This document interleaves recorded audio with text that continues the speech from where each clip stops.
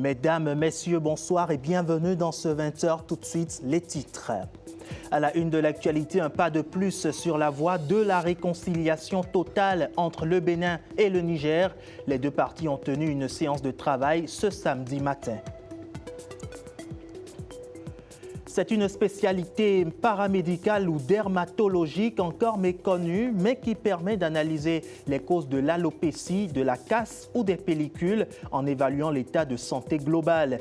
À suivre dans ce 20h, une découverte de la trichologie, la science qui étudie le cuir chevelu et les cheveux. Et hors du Bénin, en France, le Premier ministre Sébastien Lecornu débute la cellule interministérielle de crise sur la canicule, alors que près de 41 millions de personnes continuent de subir une chaleur écrasante dans l'Hexagone. Pendant ce temps, l'Iran dit fermer à nouveau le détroit d'Ormuz. Le porte-parole du ministère iranien des Affaires étrangères prévient les États-Unis que le protocole d'accord conclu entre les deux pays serait en danger. Et puis en Bolivie, le président décrète l'état d'exception après plus de 6 semaines de protestation. Les travaux ont officiellement démarré ce samedi en fin de matinée dans un contexte marqué par une volonté affichée de rapprochement entre les deux pays. La délégation nigérienne en séjour au Bénin depuis hier a tenu une séance de travail avec les autorités béninoises en présence du ministre en charge de l'intégration africaine, Olusegun Adjadi Bakari. Pour le chef de la délégation nigérienne, les décisions prises le 2 juin dernier par les chefs d'État ont permis une nouvelle dynamique et balisé la voie pour une réconciliation totale entre le Bénin et le Niger. C'est désormais acté. Le Bénin passe désormais de 3 783 milliards de francs CFA à plus de 4 000 milliards comme budget de l'année en cours. La loi de finances rectificative gestion 2026 a été examinée et adoptée hier au Parlement. Les députés approuvent ainsi le budget de l'État revu à la hausse. À la plénière consacrée au vote du collectif budgétaire, Viti Saroré. C'est à l'unanimité que les députés ont adopté la loi de finances rectificative gestion 2026. Elle est équilibrée en ressources et en charges à plus de 4 000 milliards de francs CFA contre 3 783 milliards dans la loi de finances initiale, soit une hausse d'environ 8%. Le projet de loi de finances rectificative poursuit 3 objectifs majeurs. Premièrement, l'adaptation du budget de l'État à la nouvelle configuration institutionnelle et administrative. En effet, à la suite de la restructuration de l'appareil gouvernemental, des ajustements ont été opérés afin d'assurer une répartition plus cohérente et plus efficace des ressources publiques, permettant aux départements ministériels nouvellement créés ou réorganisés de disposer des moyens nécessaires à l'exercice de leur mission. Le deuxième objectif porte sur le renforcement de l'action publique dans les secteurs prioritaires, notamment sociaux et productifs. Et le gouvernement entend, à travers cette rectification budgétaire, intensifier les interventions en faveur du pouvoir d'achat des populations, soutenir le secteur agricole, accélérer les investissements à fort impact social et renforcer les politiques en matière d'emploi et de développement économique. Et le troisième objectif vise la préservation des équilibres macroéconomiques et la soutenabilité des finances publiques. Le collectif budgétaire maintient le taux de croissance à 7,5%. Ils ne rompent pas avec les orientations retenues. Ils les adaptent pour répondre aux exigences d'une nouvelle étape de l'action du gouvernement. Toutefois, soutenir un projet de loi de finances rectificative ne signifie pas forcément renoncer à notre devoir de contrôle. Notre rôle est également de nous assurer que chaque crédit supplémentaire produira un impact concret sur la vie de nos populations. Cette rectification budgétaire ne constitue pas un simple ajustement comptable. Elle traduit une volonté affirmée de répondre aux besoins nouveaux de notre pays tout en préservant les équilibres fondamentaux de nos finances publiques. La loi de finances rectificative gestion 2026 modifie certaines dispositions du Code général des impôts. Elle prévoit aussi de nouvelles mesures pour moderniser l'administration fiscale. Et loin de l'Assemblée nationale, un mandat apaisé et réussi, tel est le vœu du cadre de concertation des confessions religieuses CCCR pour le président de la République, Romuald Wadagni. L'organisation a initié une journée nationale de prière à l'occasion de l'anniversaire du chef de l'État. C'était ce samedi à la mosquée centrale de Porto Novo. Reportage Viti Saroche, Michel Egbe. Les confessions religieuses endogènes, musulmanes et chrétiennes prient ensemble pour le chef de l'État Romuald Wadagni. Cette journée nationale de prière et de supplique est initiée par le cadre de concertation des confessions religieuses, CCCR. Le Père de la Nation souffle encore une bougie. Donne-lui l'intelligence, la sagesse pour conduire ce peuple. Accorde-lui un mandat apaisé, stable et couronné de succès. Jésus-Christ. La prière écuménique est placée sous le thème pour la bénédiction et la réussite du mandat du chef de l'État. Je voudrais remercier toutes les confessions, toutes les prières qui ont été dites ici et demander à l'Éternel puissant d'exaucer toutes les prières qui ont été dites. Le cadre de concertation des confessions religieuses a également prié pour la paix et l'unité nationale. Ce cadre qui a initié la prière nationale pour le président Wadagni a vu juste, en ce sens que la responsabilité qui incombe à un président, nous tous, nous savons que c'est une charge très très lourde qui mérite un accompagnement de nous tous. Les confessions religieuses participant à cette journée nationale de prière entendent promouvoir davantage le dialogue interreligieux indispensable à la cohésion nationale. Une interrogation à présent dans ce journal. Quelle est la couleur du 6e mois de l'année au Bénin? On parle désormais de juin vermeil, du nom de cette initiative du ministère de la Santé visant à lutter contre la drépanocytose. Ce samedi à Cotonou, une grande marche de sensibilisation a réuni autorités, partenaires techniques, professionnels de santé et citoyens pour rappeler l'importance du dépistage et de la prévention face à cette maladie génétique qui touche encore des milliers de personnes dans le pays. Reportage Koudous Abdoulaye, Jacob Tochoedo. Des pas chargés d'espoir, des messages de sensibilisation et une mobilisation contre la drépanocytose. Au Bénin, le combat est sorti des centres de santé pour gagner la rue. Porteuse du trait drépanocytaire, cette jeune fille a fait de son vécu un engagement. Je suis drépanocytaire aussi et c'est une cause qui me porte à cœur. Plus on sensibilise moyen de drépanocytose et mieux je me porte. Une marche citoyenne pour rappeler qu'en matière de prévention, chaque geste et chaque voix compte. En tête du cortège, l'autorité préfectorale a salué cette mobilisation citoyenne. Aujourd'hui, nous sommes en train donc de sensibiliser les populations parce qu'au lieu de rester dans les centres de santé pour attendre l'arrivée des malades, il vaut mieux aller au sein de la communauté pour chercher à éradiquer le mal depuis donc, les racines. L'Organisation mondiale de la santé réaffirme son engagement aux côtés du Bénin. Pour son représentant, la drépanocytose demeure un enjeu majeur de santé publique qui nécessite une action concertée.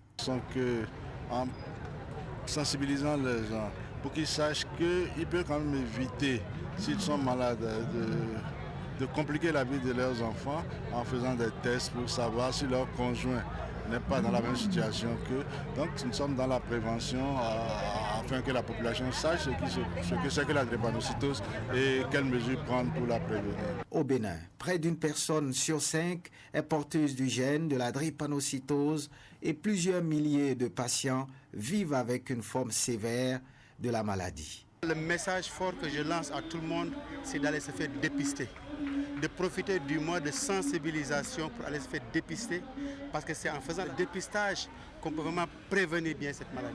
À travers cette marche, les participants ont voulu envoyer un message clair face à la drépanocytose.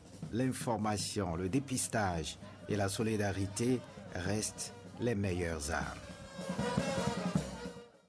Et on reste toujours dans le secteur de la santé. On passe parfois des heures à soigner ses cheveux sans réellement savoir ce qui se passe à leurs racines. Pourtant, derrière une chute de cheveux, des démangeaisons ou des pellicules persistantes, un problème de cuir chevelu peut se cacher.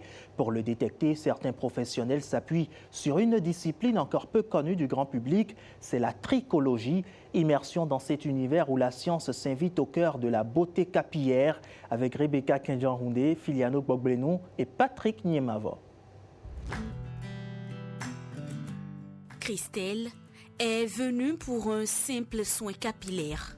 Mais ce qu'elle ignore encore, c'est qu'avant toute intervention, son cuir chevelu devra d'abord passer entre les mains d'une spécialiste. Ici, dans ce salon, les habitudes sont bien différentes. Pas de shampoing ni de traitement dès l'arrivée. Comme dans un cabinet de consultation, chaque cliente reçoit un carnet de suivi, remplit une fiche d'information, puis échange avec la praticienne afin de retracer l'histoire de ses cheveux. C'était quand la dernière fois que vous avez fait votre shampoing? La semaine passée. Christelle a répondu aux questions, mais ces déclarations ne suffisent pas. Seul cet appareil peut les confirmer ou les infirmer, le trichoscope.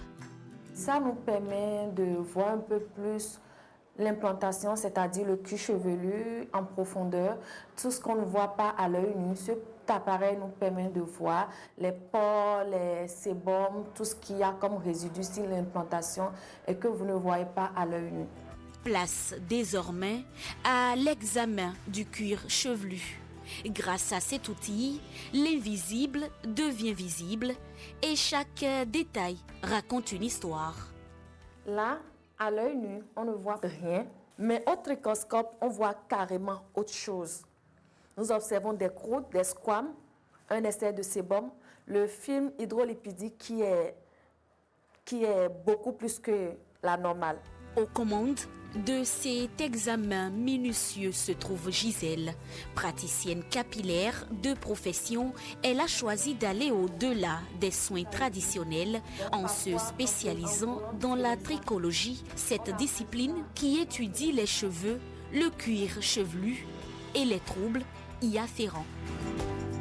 Lorsqu'un cuir chevelu refuse de livrer ses secrets, la trichologue poursuit ses investigations bien au-delà du salon. Je le fais très souvent, c'est mon quotidien d'ailleurs. Je suis tout le temps dans mes documents, dans les cours pour pouvoir comprendre encore mieux les cheveux et offrir ce qu'il y a de mieux à ma clientèle. Son combat, aider les femmes africaines à mieux comprendre leurs cheveux et à faire de la santé du cuir chevelu une priorité plutôt qu'une simple question d'esthétique. Dans un tout autre registre à présent, au Bénin, le vaudou est voulu comme pilier de l'identité culturelle. Pourtant, il reste encore parfois mal compris. Afin de mieux en comprendre les fondements et surtout d'en assurer un traitement médiatique plus juste et équilibré, des professionnels des médias ont pris part à une séance d'échange et de sensibilisation. Retour sur cette initiative qui vise à renforcer la connaissance et la valorisation de cet héritage culturel dans ce reportage de Mathieu Sedemenji et Gildas Vito. Il est souvent entouré de préjugés et pourtant c'est une composante majeure du patrimoine culturel béninois. Cette conférence a permis aux journalistes de saisir la quintessence de la théologie du vaudou et à partir d'aujourd'hui, ils peuvent parler parce qu'ils ont les éléments du langage qu'ils vont répandre, qu'ils vont vulgariser et cela ne fera que le bonheur de notre culture. On peut être de la culture vaudou sans être de religion vaudou. Et lorsque nous sommes dans la Diatado, lorsque nous sommes dans le golfe du Bénin, lorsque nous sommes dans le golfe de Guinée, nous sommes obligatoirement, forcément de culture vaudou, même si nous ne sommes pas de confession vaudou. Au détour de ces échanges, les communicateurs ont donné aux professionnels des médias les clés de compréhension pour un traitement plus juste et documenter des sujets liés au vaudou. Cette communication nous permet de connaître le vaudou dans son essence, ce qu'il dit qu'il est lui-même et non ce qu'on dit qu'il est. Parce que pendant longtemps, on nous a présenté le vaudou sous le prisme des récits exogènes qui le présentent comme de la négativité, de la méchanceté et tout. Cette démarche vise à lever le voile sur ce que beaucoup méconnaissent en vue de favoriser un regard plus équilibré et moins clivant sur les pratiques et traditions liées au vaudou. Écho à présent de l'actualité hors de nos frontières avec en France une cellule interministérielle de crise sur la canicule mise sur pied alors que près de 41 millions de personnes continuent de subir une chaleur écrasante dans l'Hexagone. Le récit est celui de Pedro Messangbewa. En France, l'escalade du thermomètre va continuer. Météo France a placé 35 départements en vigilance rouge canicule. Pour la journée de dimanche, un chiffre record qui englobe 26 millions de Français, déjà assommés samedi par une chaleur appelée à s'aggraver. Pour ce second épisode caniculaire en quelques semaines, les très fortes chaleurs s'installent durablement sur le pays, a indiqué l'Institut. Du fait des fortes chaleurs, la consommation d'alcool pour la fête de la musique dimanche est interdite dans les départements qui sont placés en vigilance rouge canicule, a annoncé le gouvernement qui a activé une cellule interministérielle de crise.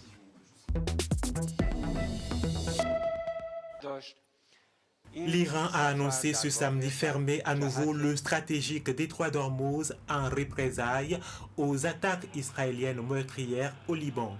Dans une première réaction, le commandement américain pour le Moyen-Orient a indiqué que ses forces demeurent vigilantes. Les traversées du détroit d'Ormuz ont pourtant persisté de manière sûre samedi avec le passage d'une cinquantaine de navires marchands. La réouverture de cette voie maritime a constitué l'un des points clés du protocole d'accord irano-américain qui prévoit une fin des hostilités sur l'ensemble des théâtres, y compris au Liban, Téhéran ayant insisté sur ce dernier élément. Le président bolivien Rodrigo Paz a décrété ce samedi l'état d'exception sur l'ensemble du territoire national après plus de 6 semaines de protestations et de blocages routiers. Il a affirmé dans une déclaration télévisée avoir épuisé toutes les voies du dialogue. Cette décision intervient quelques heures seulement après la signature d'un accord avec la principale centrale syndicale du pays, la COB, qui a annoncé la levée des mesures de pression. D'autres organisations maintiennent toutefois leur mouvement de protestation. Ce journal s'arrête ici pour vous permettre de suivre juste à la suite le plateau reporter de la Coupe du Monde 2026, suivi du match entre l'Allemagne et la Côte d'Ivoire à 21h. À 23h30, Marcel Arrossi vous retrouve pour le journal télévisé du soir. En attendant, moi je vous dis à demain. Demain, même plaisir, même canal. Excellente suite de programmes en compagnie de Bénin TV. Bonsoir chez vous.